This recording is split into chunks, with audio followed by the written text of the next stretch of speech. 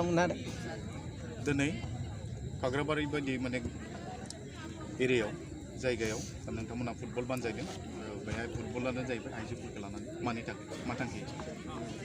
बेयाव गुबुन जेबो थांखि गैया माने जों मोनसे सिन्ताधाराजों बे फुटबल बादायलायनायखौ जों जागायजेननो नागिरबाय बा जागायजेनबाय दिनै बेनि मेन उद्देश्यआनो जाहैबाय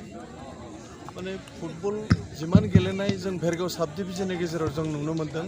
माने मोनफ्रोमबो जायगायाव फुटबलनि मोनसे एवारनेसा फैदों महिलाफोरा जेरावबो डिमाकुसि नाय नोङो भेरगाव नाय खैराबारि टंला खाग्राबारि माने बिराद मोनसे अर्गेनाइज जानानै बिथांमोना प्रेक्टिस खालामबाय थायो खिन्थु बे प्रेक्टिस खालामनायनि गेजेराव आं जिहेतु गिदिंनानै नायनानै नुबाय एसेबां दुखु खस्थ' खालामनानै प्रेक्टिस खालामो नाथाय बिथांमोना गेलेनायनि सुबिदाखौ मोना ग्राउन्ड मोना बेखायनो खाग्राबारियाव जों सिन्था सरसानि गेजेरजों गासैजोंबो सावरायलायनायनि गेजेरजों जे महिलाफोरनि थाखायबो जों गेलेनायनि मोनसे परिबेस होनो हायो नामा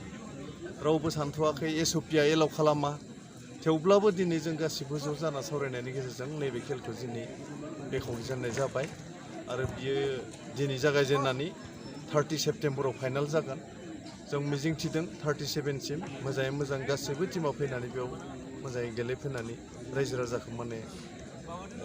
खेल नायनायाव जाहाथे आमोदजनक होगोन आं बेखौ मिजिंथिदों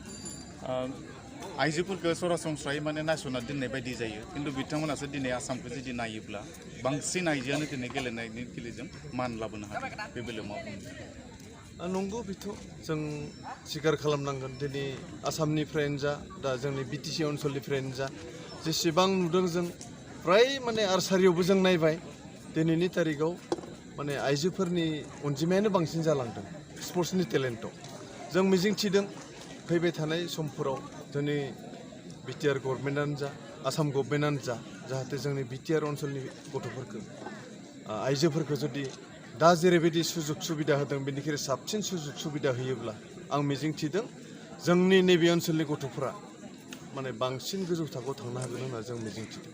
आरो बेनि गेजेराव आं फोसावनानै गोजोननाय मोनगोन फैबाय थानाय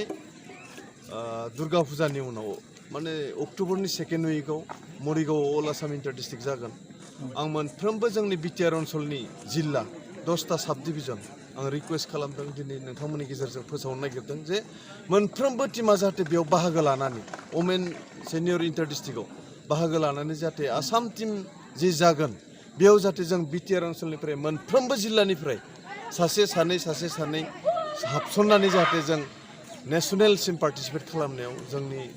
आइजोनि अनजिमाया जाहाथे बिटिआर ओनसोलनिफ्राय बाङो आं बेखौ मिजिंथिदों आरो जिहेतु मोनसे मोजां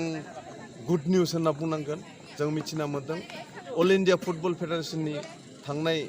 सेप्तेम्बरनि फार्स्ट उइकआव जितु मिटिं जानाय दिल्लीयाव बे मिटिंनि दारा जों मिथिनो मोन्दों बे जितु सिनियर नेसनेल फुटबल टुर्नामेन्ट जागोन बियो आसामाव जागोन खिन्थु आसाम फुटबल एस'सियेसना फाइनाल मोनसे माबा मोनैनि थाखाय दासिम जों डेट आरो भेन्युखौ जों फोसावनो हानाय अबस्थायाव गैथ'वा आं मिजिंथिदों बे आसामावनो जायोब्ला आसामनि जोंनि बिटिसि ओनसोलनि मानसिफ्रानो आइजोफ्रानो जाहाथे बे आसाम टिमाव मैखोमै बाहागो लानानै जाहाथे जों बाहागो लाहोनो हायो बे थांखिजों जों नैबे फुटबलखौ बादायलायनाय जादों आं मिजिंथिदों मोनफ्रोमबो बिटिआर ओनसोलनि जिल्लाफ्रा जाहाथे गावबा गाव जिल्लानि टिमखौ टाइप खालामनानै आसाम टिमाव हाबनो थाखाय प्लेयार दैथायहरो आं बेखौ मिजिंथिदों